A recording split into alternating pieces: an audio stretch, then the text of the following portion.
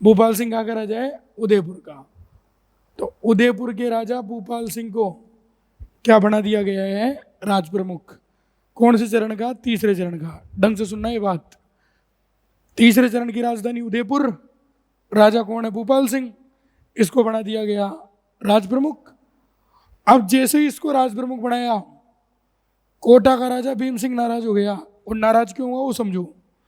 नाराज इसलिए हुआ क्योंकि भीम सिंह जो राज प्रमुख बना वो कब बना? 25 मार्च 1948 को। अरे कब बना राज प्रमुख? ये 25 मार्च 1948 को। दूसरे चरण का जब गठन हुआ तभी तो ये राज प्रमुख बना। और तीसरे चरण के राज प्रमुख 18 मार्च 1948 को किसको बना दिया गया? भूपाल सिंह को। तो कोटा का राजा भीम सिंह नाराज हो गया। उसने कहा कि महीने भर की तनख्वाह तो लेने दो, 25 मार्च को तो बैठा हूं मैं, और अभी तो 25 अप्रैल भी नहीं है, महीना भर भी नहीं हुआ मेरे को, और तुम लोगों ने मेरे को तो हटा दिया है। और किसको राज प्रमुख बना दिया है? उदयपुर के राजा को। तो कोटा का भीम सिंह नाराज हो गया, बोले ऐसे बनाना तो बनाया क्यों था फिर? महीना भर भी नहीं हुआ, अभी तो बने हुए, तनख्वाह भी नहीं मिली 1 महीने की, और अब मेरे कोटा किसको बना रहे हो? तो एक एक करता होने का कि नियम पढ़ो, रूल्स आर रूल्स, नियम नियम होते हैं। नियम है कि जो राजधानी बनेगी उसी का राजा राज प्रमुख बनेगा। तो इसने ज़्यादा माथापड़ी नहीं की, समझा इसको। इसने शुरू में तो नाटक किए, बोले नहीं नहीं ऐसे कैसे, हम ही रूल बनाते हैं, हम ही बिगाड़ते हैं, नया बना तो नहीं। बोला ऐसे नहीं होता। तो एकीकरणकर्ताओं ने कहा कि देख तेरे को राज प्रमुख तो बढ़ाएंगे नहीं क्योंकि नियम में है नहीं, ऐसा अगर चुपचाप आके तीसरे चरण का क्या बन जा? उपराज प्रमुख। तो तीसरे चरण का ढंग से समझना, तीसरे चरण का जो उपराज प्रमुख बनाया गया वो किसको बना दिया गया? कोटा के राजा भीम सिंह को। तो ये भी शांत हो गया। बोला कोई बात नहीं, कुछ तो मिला राज प्रमुख नहीं, उपराज प्रमुख तो बन गया मैं। अब आया चौथा चरण, कलेश शुरू होगा। चौथे चरण की राजधानी कौन सी थी? जयपुर। तो राज प्रमुख बनाया गया जयपुर के राजा को, और राज प्रमुख बनाया गया जयपुर के राजा मानसिंह सेकंड को। और मानसिंह द्वितीय कहाँ के राजा थे? जयपुर के। अब वही टेंशन, जैसे ही जयपुर के राजा को राज प्रमुख बना दिया तो उदयपुर का भूपाल सिंह नाराज हो गया। बोला ऐसे थोड़ी होता है। इसने भी कह दिया कि खाना पीना बंद, भूख हड़ताल शुरू। इस बात का पता चला भीम सिंह को। बोला अपने वाले नाटक कर रहा है, और अपने वाले नाटक कर रहा है तो इसको क्या बनाएंगे? उपराज प्रमुख। तो इसको उपराज प्रमुख बनाए, उससे पहले अपने तो अपने बन दो। तो चौथे चरण का जो उपराज प्रमुख बना वो भी कौन बन गया? भीम सिंह। कहाँ का राजा? कोटा का। अब ये ज़्यादा टेंशन में आ गया। बोला अब तो कुछ बचा ही नहीं बैठने के लिए, कहाँ जाऊँ मैं? तो इसको राजी करने के लिए एकीकरणकर्ताओं ने चौथे चरण में एक नया पद शुरू किया, महाराज प्रमुख का। बोला तेरे लिए नई नई कुर्सी लगाते हैं बीच में, महाराज प्रमुख की। ऐसा कर, तू इस चौथे चरण का क्या बन जा? महाराज प्रमुख। तो प्रश्न आएगा कि महाराज प्रमुख का पद कौन से चरण में शुरू किया गया? चौथे चरण में। राजस्थान का पहला महाराज प्रमुख किसे बनाया गया? तो भूपाल सिंह, जो कहाँ का राजा था? उदयपुर का। अब आके एकीकरणकर्ता समझ गए।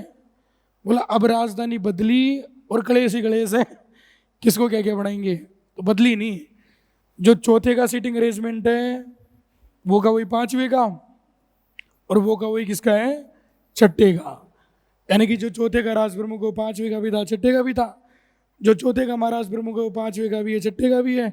जो चौथे का उपराज प्रमुख है वो पांचवे का भी है और छठे का भी है। अब आया सातवां चरण, और सातवें चरण का गठन हुआ 1 नवंबर 1956 को। और उसी दिन जब सातवां चरण बना तो उसी दिन राज प्रमुख, उपराज प्रमुख और महाराज प्रमुख, महाराज प्रमुख, जैसे ही ये सातवां चरण बना, इन तीनों का जो पद चल रहा था, इन तीनों पदों को क्या कर दिया गया? समाप्त। और एक नया पद बनाया गया सातवें चरण में, राज्यपाल का।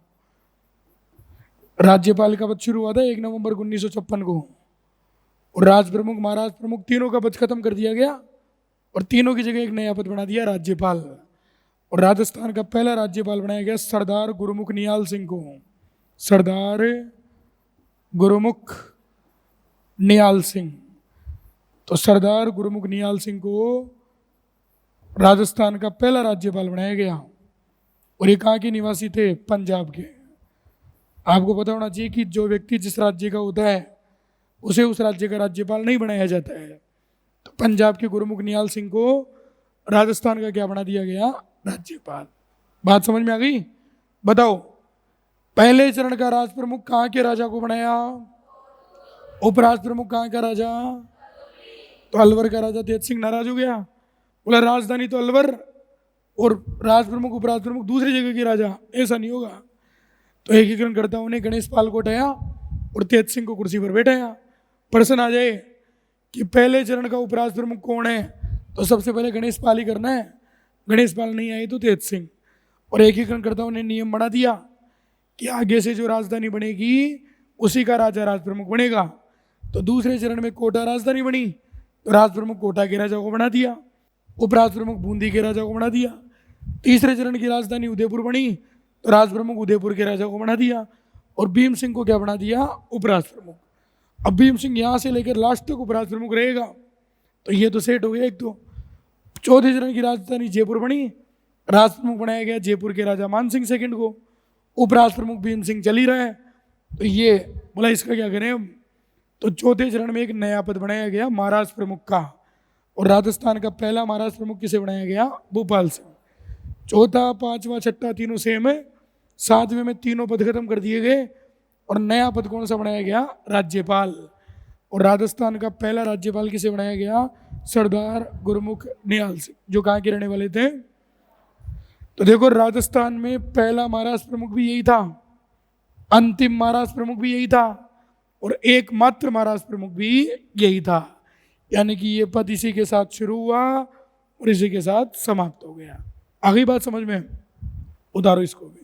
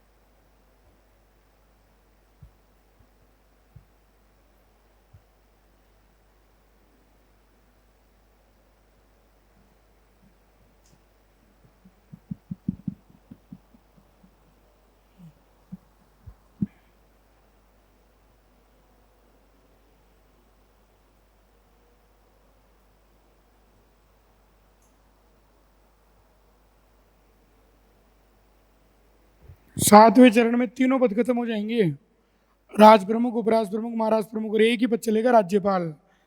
तो राजस्थान में राज्यपाल के पद की शुरुआत कब हुई? तो 1 नवंबर 1956 से।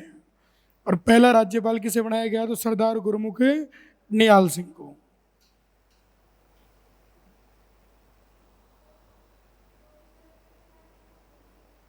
चौथे का भीम सिंह, पांचवें का भीम सिंह, छठे का अंत तक भीम सिंह चलेगा फिर ये।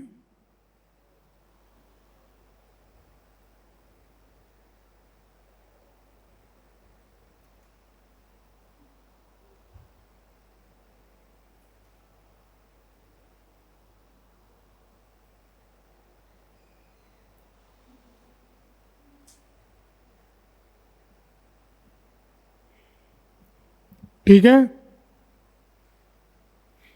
अब कुछ प्रश्न लिखेंगे। सबसे पहले 10 प्रश्न लिखेंगे जो इन सामान्य परिचर्चाओं के आधार पर पूछे जाते हैं, पढ़े जाते हैं, फिर आगे पढ़ना शुरू करेंगे। देखो,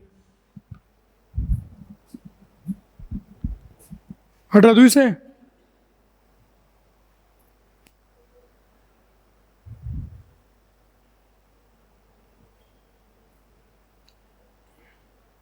हटा दूं? चलो सुनो, आगे की बात सुनो, ढंग से समझो। देखो, प्रश्न आ जाए कि राजस्थान के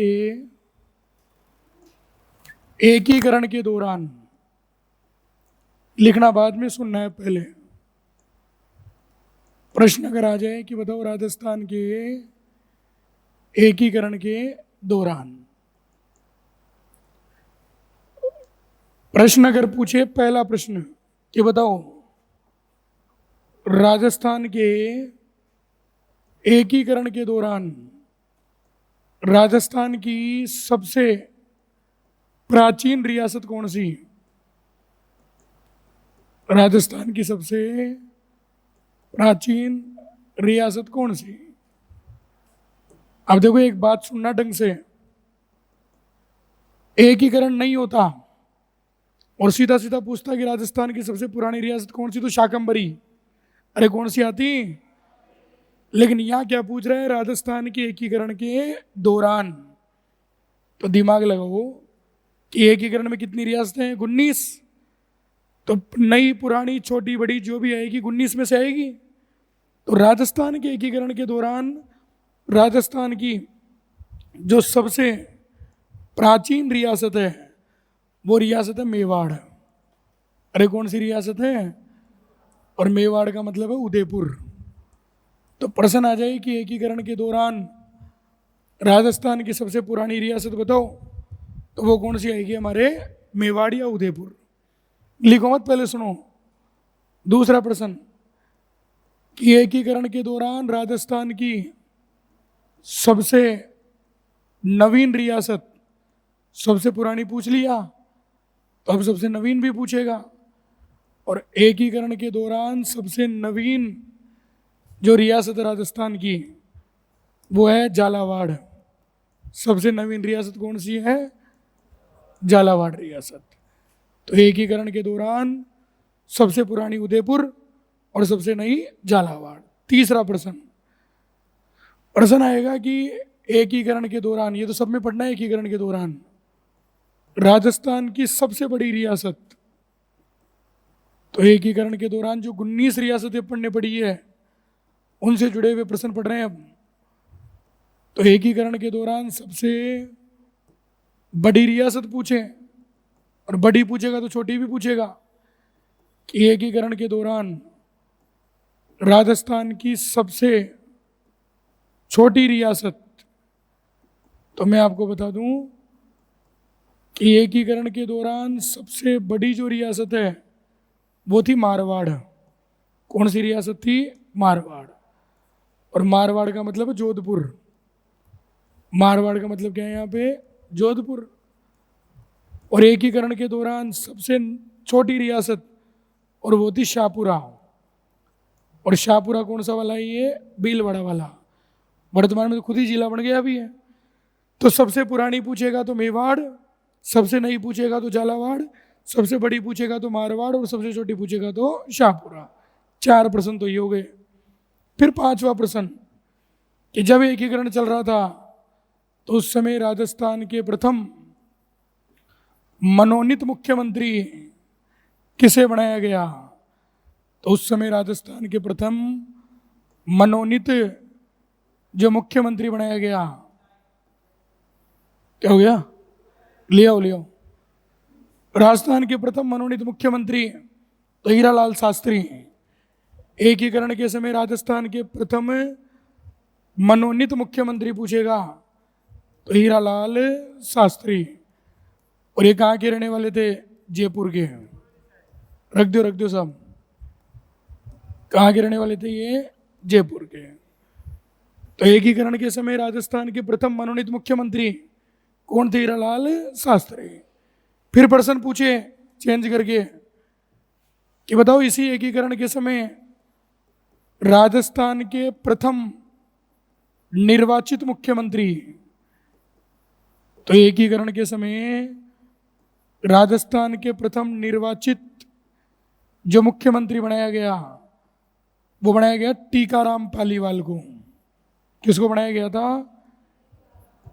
टीकाराम पालीवाल। और इनका कार्य क्षेत्र था दौसा। ध्यान रखना, कौन से जिले से संबंधित है ये? दौसा से।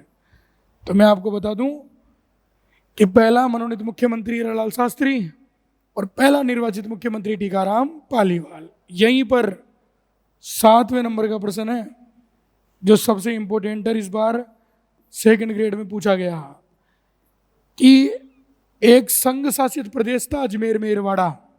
ये कहते हैं 7वें चरण में, उस अजमेर मेरवाड़ा जो संघ शासित प्रदेश था उसका अलग से मुख्यमंत्री बनाया गया था।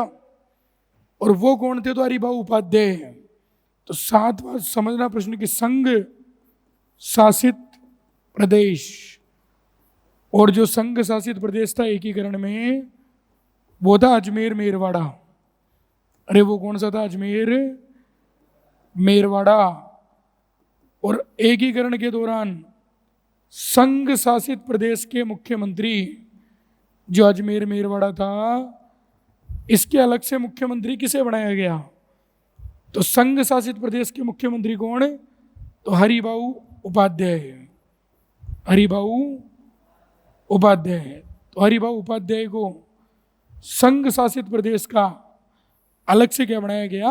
मुख्यमंत्री बनाया गया। फिर अगला प्रश्न समझो कि जब राजस्थान का एकीकरण पूरा हुआ 1 नवंबर 1956 को, उस समय राजस्थान के मुख्यमंत्री कौन थे? तो 8वां प्रश्न है कि पूर्ण एकीकरण के दौरान, पूर्ण एकीकरण के दौरान राजस्थान के मुख्यमंत्री, तो जब राजस्थान का एकीकरण पूरा हुआ तो पूर्ण एकीकरण के दौरान जो राजस्थान के मुख्यमंत्री थे वो कौन थे? तो वो जो मुख्यमंत्री थे वो थे मोहनलाल सुखाड़िया। मोहनलाल सुखाड़िया। और ये जो मोहनलाल सुखाड़िया मुख्यमंत्री थे, ये उस समय मुख्यमंत्री थे जब राजस्थान का एकीकरण क्या हुआ? पूरा हुआ। और इसी मोहनलाल सुखाड़िया को सबसे लंबे समय तक मुख्यमंत्री पद पर रहने के बारे में चर्चा की जाती है। और ये वही मोहनलाल सुखाड़िया है जो लगभग 17 वर्षों तक रहे थे, शायद 16-17 वर्षों तक। दूसरी बात है कि ये वही मोहनलाल सुखाड़िया जिन्हें हम आधुनिक राजस्थान का निर्माता कहते हैं। आधुनिक राजस्थान का निर्माता, क्योंकि राजस्थान का जो एकीकरण पूरा हुआ, राजस्थान की बाउंड्री लाइन का जो काम पूरा हुआ वो इसी के काल में हुआ। तो आधुनिक राजस्थान का निर्माता कौन है? मोहनलाल सुखाड़िया। कुछ दिनों बाद बदल जाएगी ये लाइन, क्योंकि नए जिले और बढ़ गए अब, और आधुनिक राजस्थान का निर्माता पड़ेंगे अशोक गहलोत। आधुनिक का मतलब जो वर्तमान में देख रहे हैं हम, तो कुछ समय बाद बदलेगी, अभी तक तो चलने दो एक बार, ठीक है? फिर बात करते हैं। 9वां प्रश्न आता है फिर, और 9वां प्रश्न आता है कि बताओ राजस्थान दिवस कब मनाया जाता है? तो राजस्थान दिवस मनाते हैं 30 मार्च को, क्योंकि इस दिन 4 बड़ी रियासतों का राजस्थान में विलय हुआ था। जयपुर, जोधपुर, जैसलमेर, बीकानेर। 30 मार्च 1949 को। तो उस दिन ये मान लिया गया कि अब बड़ी बड़ी मिल गई तो राजस्थान बन गया। तो राजस्थान दिवस 30 मार्च को। लेकिन प्रश्न घुमा के पूछ ले कि राजस्थान स्थापना दिवस कब मनाते हैं, तो राजस्थान स्थापना दिवस मनाया जाता है 1 नवंबर को, क्योंकि राजस्थान का जो एकीकरण पूरा हुआ वो 1 नवंबर को पूरा हुआ। बात आ गई सबकी समझ में? तो बताओ एकीकरण के समय सबसे प्राचीन रियासत कौन सी थी? मेवाड़ का मतलब है। सबसे नवीन रियासत कौन सी? सबसे बड़ी रियासत कौन सी? सबसे छोटी रियासत कौन सी? एकीकरण के समय राजस्थान के प्रथम मनोनीत मुख्यमंत्री कौन है? प्रथम निर्वाचित मुख्यमंत्री कौन है? संघ शासित प्रदेश जो अजमेर मेरवाड़ा था उसके अलग से मुख्यमंत्री कौन है?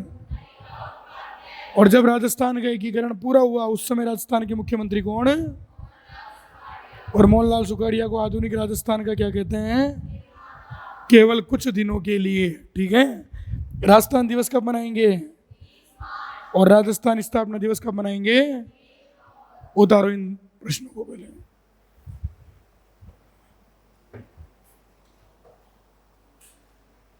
चाय पियोगे? सर्वे भवन्तु सुखिनः।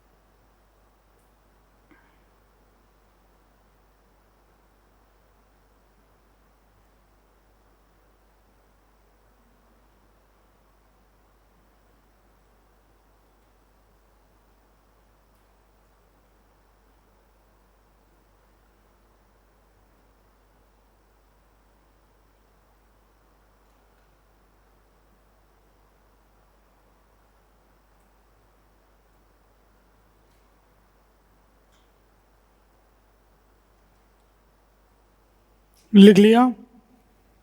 तो इस शुरुआत के कितने प्रश्न हो गए? 10। और इन 10 प्रश्नों को आपको याद करना है, क्योंकि सबसे ज्यादा प्रश्न इन्हीं में से पूछे जाते हैं शुरू में। ठीक है, अब आगे की बात करते हैं एकीकरण से जुड़ी हुई अन्य गतिविधियों के बारे में। सुनो, देखो एकीकरण में रियासतों की बात तो हमने कर ली। अब हम पढ़ते हैं कि एकीकरण के दौरान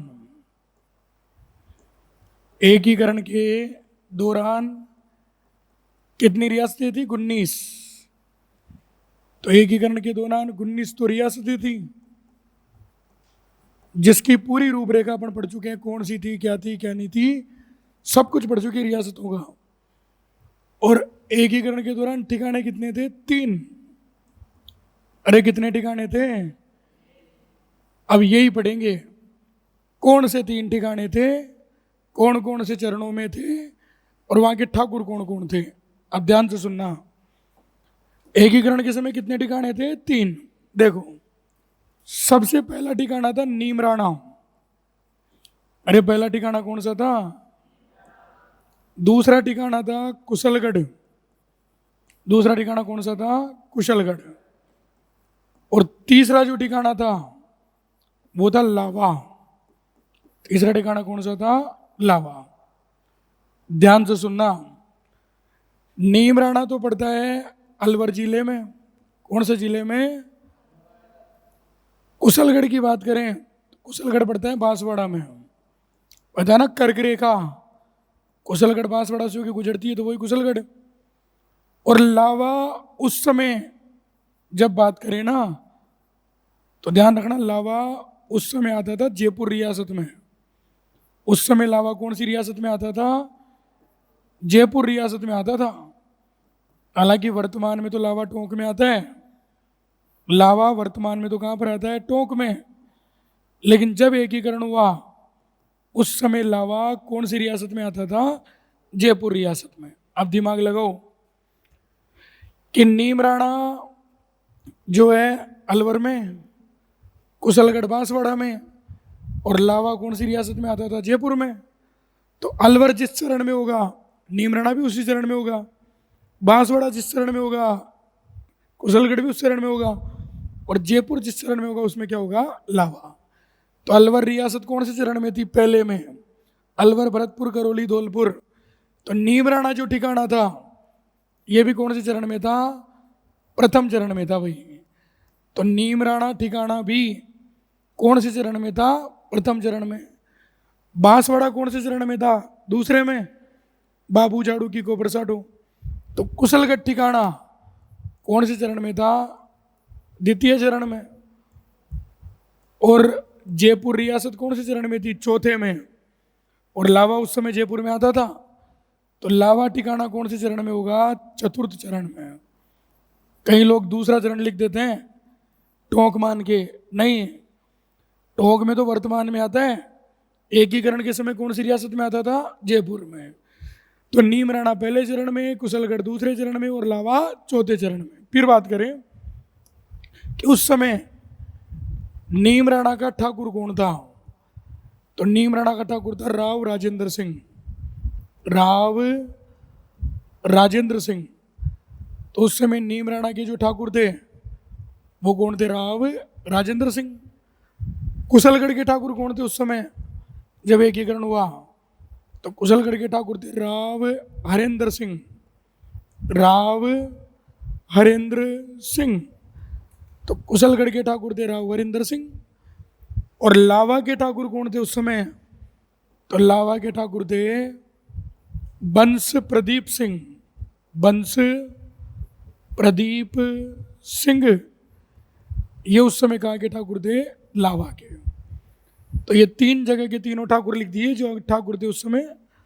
अब यहां पर 2 प्रश्न पढ़ेंगे अपन। कितने प्रश्न पढ़ेंगे शुरू में? 2। देखो पहला प्रश्न कि क्षेत्रफल के आधार पर, किसके आधार पर? क्षेत्रफल के आधार पर अगर प्रश्न आ जाए कि क्षेत्रफल के आधार पर सबसे बड़ा ठिकाना कौन सा था? सबसे बड़ा ठिकाना कौन सा था इन तीनों में? और सबसे बड़ा पूछ लिया तो सबसे छोटा भी पूछ सकते हैं कि सबसे छोटा ठिकाना कौन सा था। इसे रियासत भी तो पूछी है, तो ठिकाने भी पूछ सकते हैं। तो देखो याद करने का तरीका, सबसे बड़ा ठिकाना कौन सा, तो जिसका नाम सबसे बड़ा है वो सबसे बड़ा ठिकाना था कुशलगढ़। भाई सबसे बड़ा नाम कौन से ठिकाने का है? तो सबसे बड़ा ठिकाना कौन सा था? कुशलगढ़। और सबसे छोटा नाम किसका है? तो सबसे छोटा ठिकाना कौन सा था? देखो कितना सरल है याद करना। तो पढ़ना बहुत सरल है, कोई पढ़ सकता है, कोई पढ़ा सकता है। तो सबसे बड़ा ठिकाना कौन सा? कुशलगढ़। और सबसे छोटा कौन सा है? लावा। फिर प्रश्न आएगा अगला कि बताओ ठिकानों का विलयीकरण, ठिकानों का विलयीकरण कौन से चरण में हुआ? मतलब ये तीनों ठिकाने एक जगह पे आके कौन से चरण में मिले? तो पांचवें चरण में।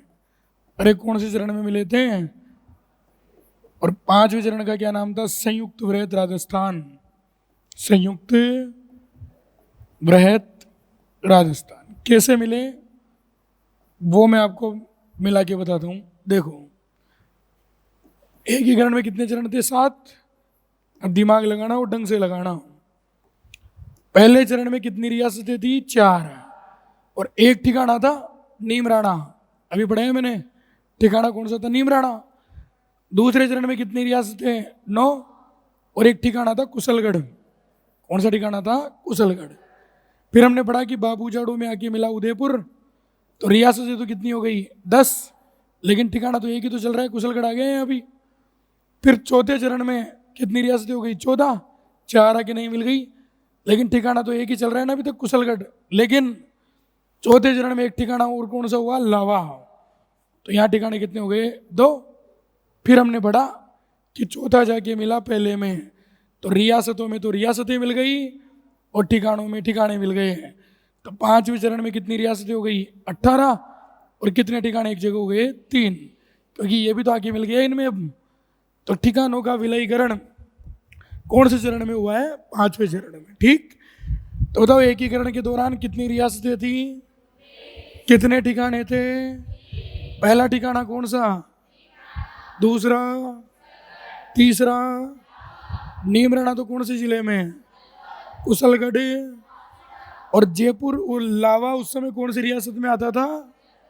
लेकिन वर्तमान में पूछेगा तो अलवर पहले चरण में था, तो नीमराणा पहले चरण में, बांसवाड़ा दूसरे में था, तो कुशलगढ़ भी दूसरे में, और जयपुर चौथे में था, तो लावा भी चौथे में। एकीकरण के समय नीमराणा का ठाकुर कौन था? कुशलगढ़ का कौन था? लावा का कौन था? क्षेत्रफल के आधार पर सबसे बड़ा ठिकाना कौन सा? सबसे छोटा कौन सा? और ठिकानों का विलयीकरण कौन से चरण में हुआ? क्या नाम था उसका? संयुक्त वृहत राजस्थान। उतारो इसको।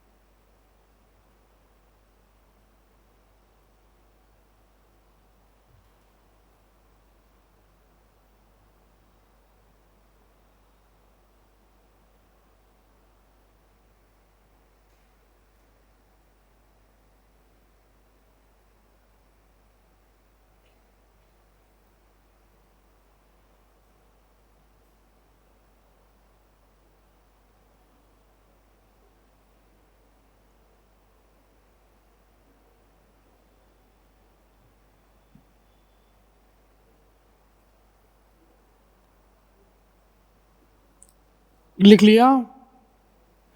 तो ये एकीकरण के समय कितने ठिकाने हो गए? 3। नीम, राणा, कुशलगढ़ और लावा। लावा ध्यान रखना चौथे चरण में आएगा, कहीं लावा टोक समझ के दूसरे में कर दो।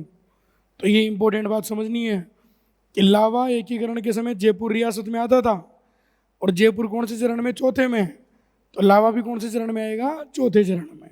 ठीक है, अब आगे एकीकरण से जुड़ी हुई जो अन्य बातें हैं, कुछ बातें हैं वो हम समझते हैं, पढ़ते हैं। देखिए, हटा दो इसे, लिखो जल्दी।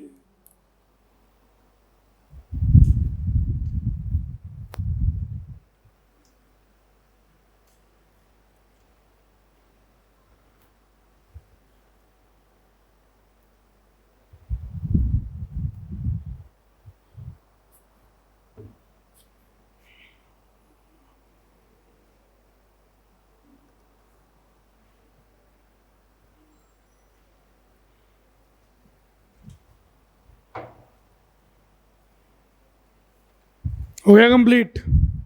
अब सुनो आगे, देखो अब बोल के लिखाऊंगा, चीजें समझना अब आराम से। देखो, कहते हैं कि पहले चरण की जो बैठक हुई थी वो हुई थी लोहागढ़ दुर्ग में। कौन से दुर्ग में हुई थी? लोहागढ़। और ये लोहागढ़ दुर्ग कहां पर है? भरतपुर में है।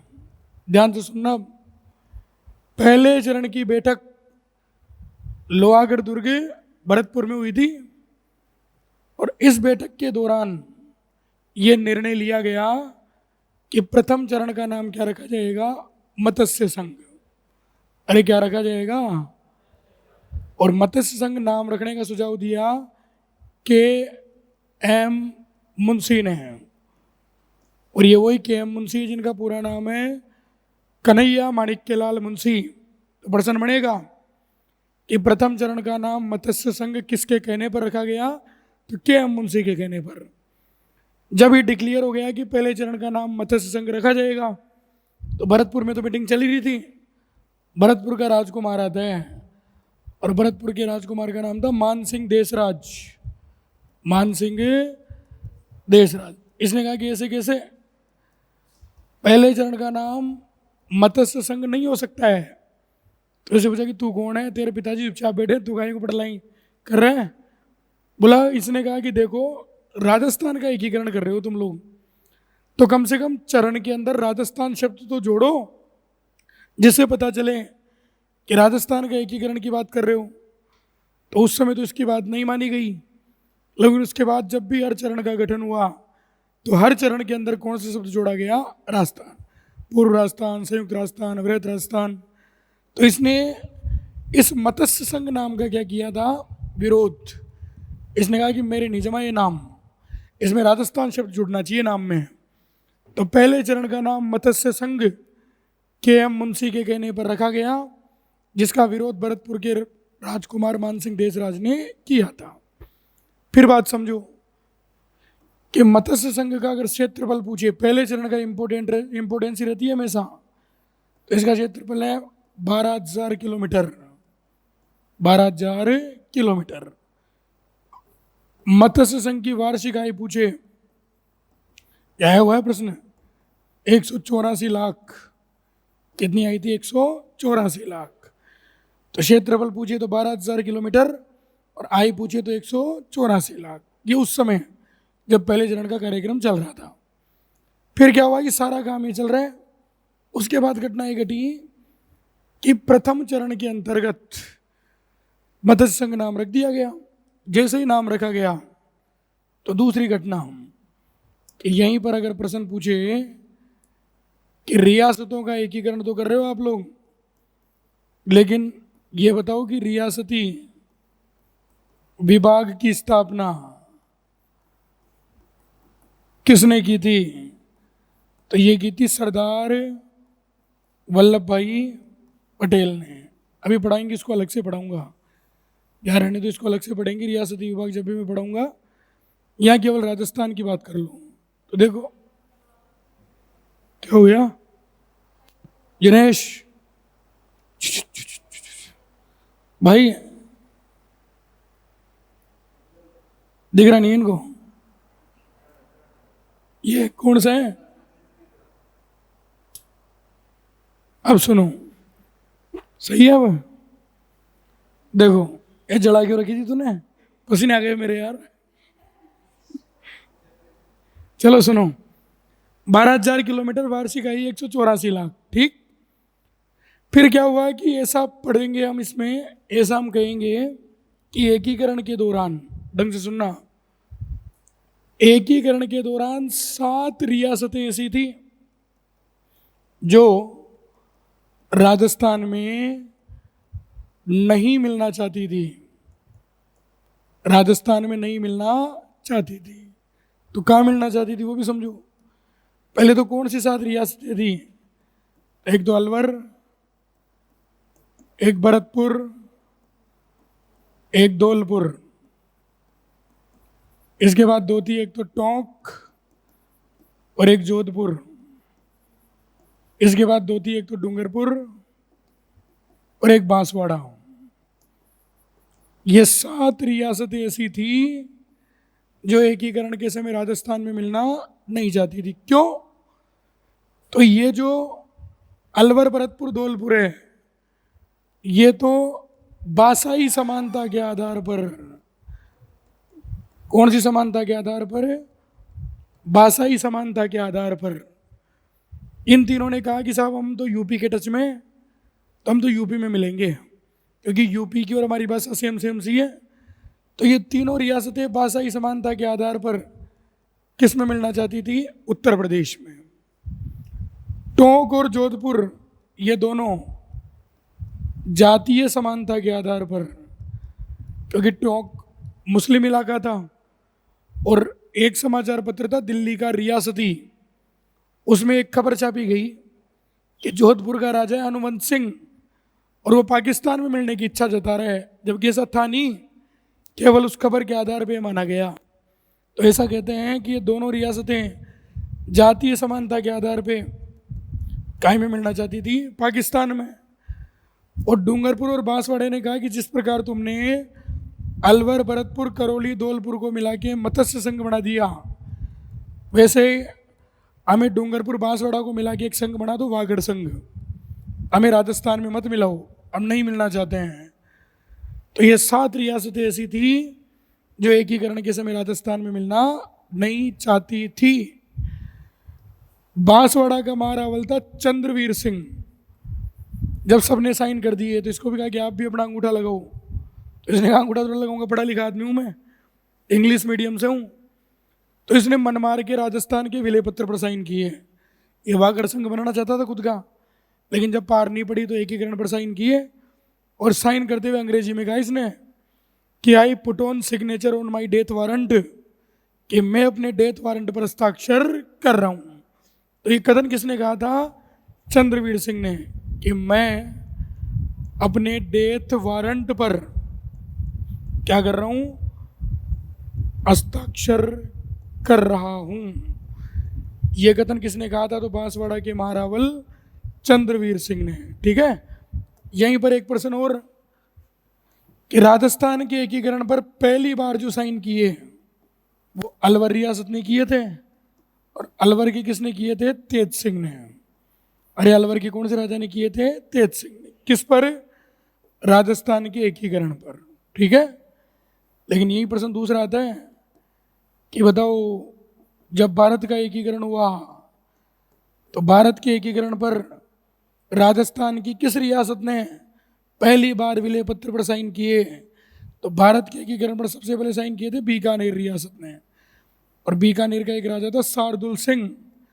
तो बीकानेर के शार्दुल सिंह ने भारत के एकीकरण पर राजस्थान की तरफ से पहली बार साइन किए, और अलवर के तेज सिंह ने राजस्थान के विलय पत्र पर पहली बार क्या किए? साइन किए।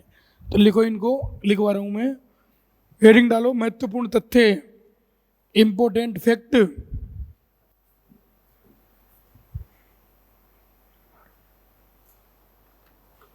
महत्वपूर्ण तथ्य लिखो, पहली लाइन।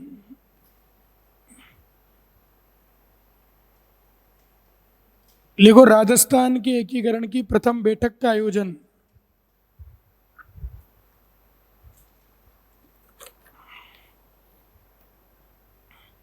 राजस्थान के एकीकरण की प्रथम बैठक का आयोजन,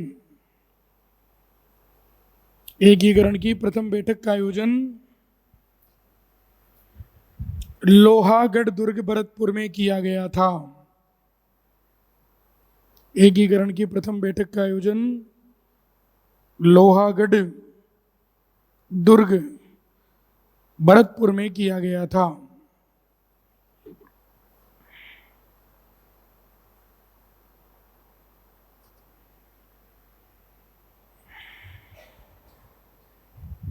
ठीक है, आयोजन कहाँ किया गया था? लोहागढ़ दुर्ग भरतपुर में किया गया था। फिर सेकंड लाइन लिखो इसके अंतर्गत, इस बैठक के दौरान इस बैठक के दौरान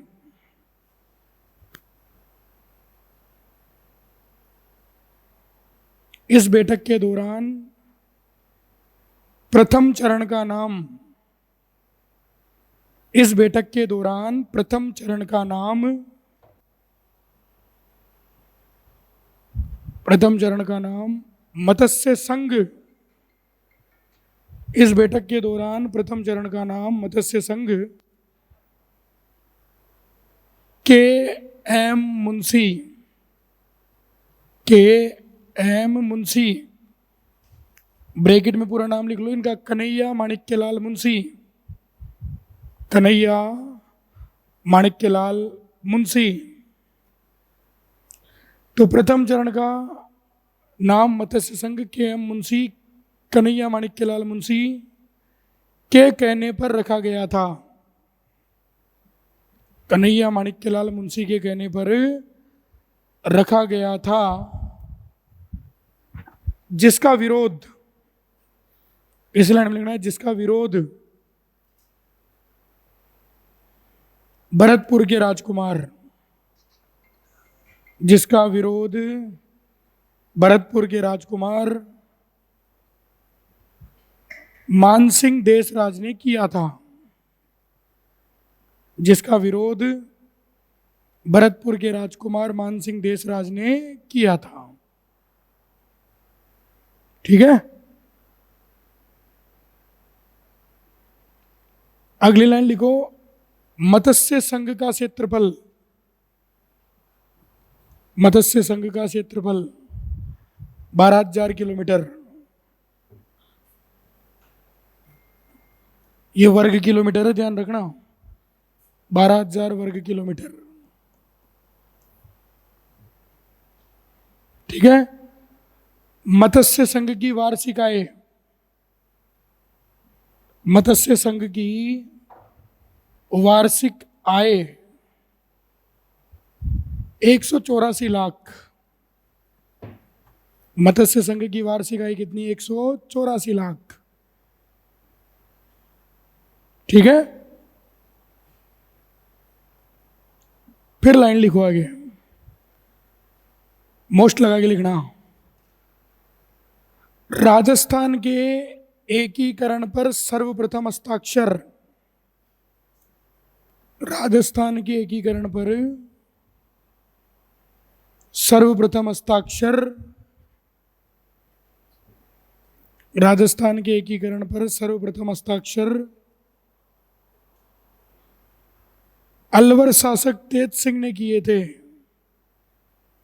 राजस्थान के एकीकरण पर सर्वप्रथम हस्ताक्षर अलवर शासक तेज सिंह ने किए थे, अलवर शासक तेज सिंह ने किए थे। ठीक है, यही नोट लगा के लिखो नीचे, भारत के एकीकरण पर, भारत के एकीकरण पर हस्ताक्षर करने वाली, भारत के एकीकरण पर हस्ताक्षर करने वाली राजस्थान की प्रथम रियासत, भारत के एकीकरण पर हस्ताक्षर करने वाली राजस्थान की प्रथम रियासत,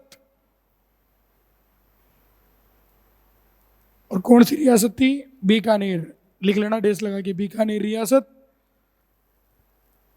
और राजा का नाम लिख लेना शार्दुल सिंह। बीकानेर रियासत और राजा कौन है? शार्दुल सिंह। ठीक। तो भारत के एकीकरण पर राजस्थान की तरफ से पहली बार साइन किसने किया? तो बीकानेर ने। और राजस्थान के एकीकरण पर राजस्थान के करेंगे, लेकिन सबसे पहले किसने किया? अलवर के राजा तेज सिंह ने। फिर लिखो पैराग्राफ चेंज करके, 6 बजे लिखो, एकीकरण के दौरान 7 रियासतें ऐसी थी, फटाफट लिखो थोड़ा सा। एकीकरण के दौरान 7 रियासतें ऐसी थी जो राजस्थान में नहीं मिलना चाहती थी। एकीकरण के दौरान 7 रियासतें ऐसी थी जो राजस्थान में नहीं मिलना चाहती थी। जो कहां पे नहीं मिलना चाहती थी? राजस्थान में नहीं मिलना चाहती थी। 7 के नाम लिख लो पहले। अलवर, भरतपुर, धौलपुर, टोंक, जोधपुर, डूंगरपुर, बांसवाड़ा। 7 रियासतें ऐसी थी जो राजस्थान में नहीं मिलना चाहती थी।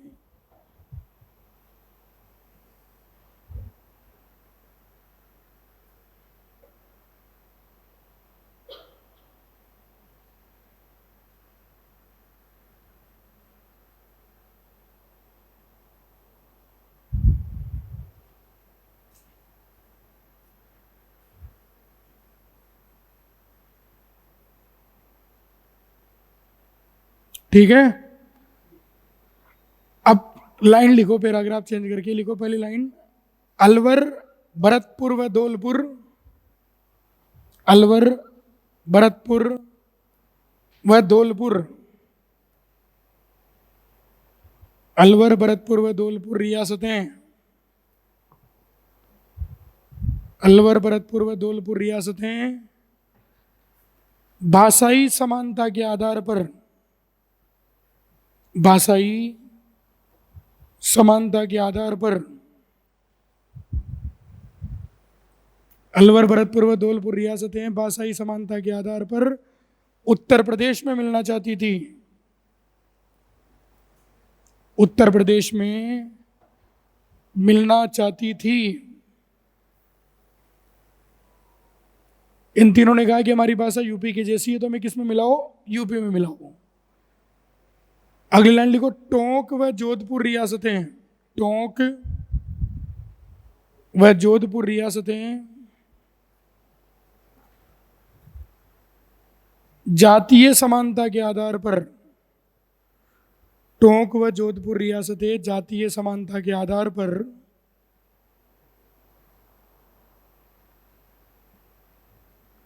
पाकिस्तान में मिलना चाहती थी।